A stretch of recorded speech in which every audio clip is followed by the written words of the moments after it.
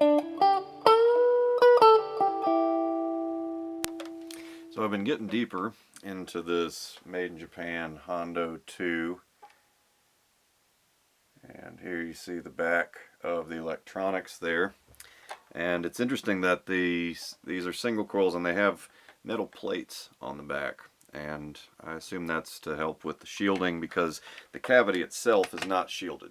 There's a little bit of shielding here around the electronics, and these have the small pots on them. And so again, this is either late 70s to very early 80s, and this is a great example of a true plywood guitar.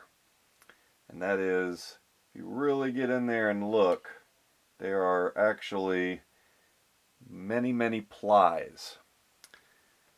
Right here I can count 1, 2, 3, 4, 5, 6, probably about 15 ply before it even reaches this piece. And it's amazing to me that they can so successfully take these really thin little ply sheets and make such a, I mean, to look at this guitar, and I've looked and looked and looked at it, and I cannot find any spot on here where you can see the lines of the ply. I mean, this body is just immaculate. I mean, you would not, to pick this up unless you get into a cavity, you would not know that this is a plywood guitar. Again, we think in the term plywood guitar is thrown around a lot of guitars in this generation to kind of denigrate whatever, to dismiss the made in Japan gear, which because there was a whole cultural thing happening. And the Japanese gear that was coming over, they had just been our enemies, and now there are defeated allies, and but they're embracing American culture, and then but they're also kind of like they're underselling the American brand. So there's a whole cultural issue associated with that, and the term plywood guitar was one of those terms that American guitarists used to say, to dismiss this category of guitar. But the reality, just in terms of what you have, like what I'm holding here, is that there is absolutely no way to know that it is ply, that it is a laminated body, unless you get into the cavity. I challenge anyone to be able to find, I've looked and looked and looked and looked on this, and I cannot see a single line, a single ply. I can't feel it. I mean, it is so well contoured that you think this is a slab of wood. You think this is a regular solid body, might be a couple plies in terms of lengthwise, but you think this is a regular solid body guitar.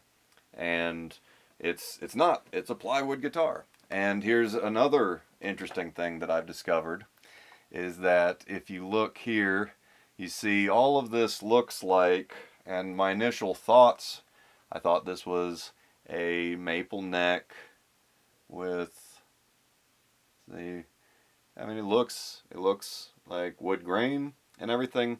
What I discovered as I got into this and was really looking at the little bit of damage here and there was a little bit of a lip in terms of where it wasn't mated perfectly, just a little bit. And as I was working it down, I realized that this is actually a laminated sheet going around this, all the way up, top and bottom, the head, front and back. All of this is various, it's so well done that I would not have guessed, other than I started, there's a little fleck here, and I'm like, hey, wait a second, the wood underneath is a different cut, and what's going on here? And I came to realize this is actually a laminated, like, facade, basically, on the neck and head, and I would not have guessed that. And to feel it on my hand, it feels very comfortable, it's very smooth, it's got a nice coloration to it, and so that's yet another example of, this unusual, like, you just don't see that kind of manufacturing nowadays. But these, laminate plywood guitars or whatever, and even the coloration on the front, I've looked very closely, I've taken the lights out and looked at it, and the coloration, I believe, is a kind of painting style where they had something like maybe like multiple feather tips or something like that they were doing like this. And so the top and back both has that that it's mimicking the tiger striping and flame maple.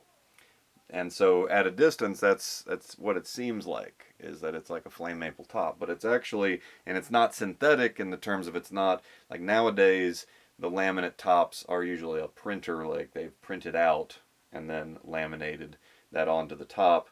This is not, it's not that either. I've looked very closely, and I'm pretty sure that it was a painting technique where they had multiple brushes, feathers, something like that, and that they would brush it out, and so it looks very natural, but you get really close and you're like, that's not actually flame maple, it's just a laminate top that has that painting, but it's very well done. And the coloration is beautiful. It's got a very, very gentle burst where it's just lighter to darker, not to black, very gentle burst. And, you know, the fretboard is a beautiful, beautiful coloration. I've got it all nice and waxed up now. You can see beautiful, absolutely gorgeous.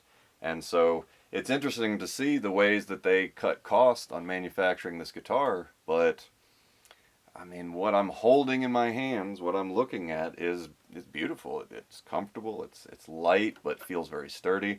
And those laminated sheets, you know, they are very tough. This thing has weathered a long time, more years than I have seen.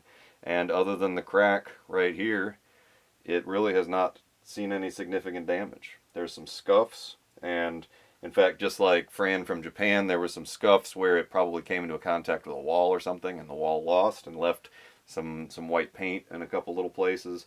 But as I've been cleaning this up, this is really a well kept, amazing for being a vintage instrument of this age and so forth. And so this is a great example of a made in Japan plywood guitar that shows the ways in which plywood can actually be good.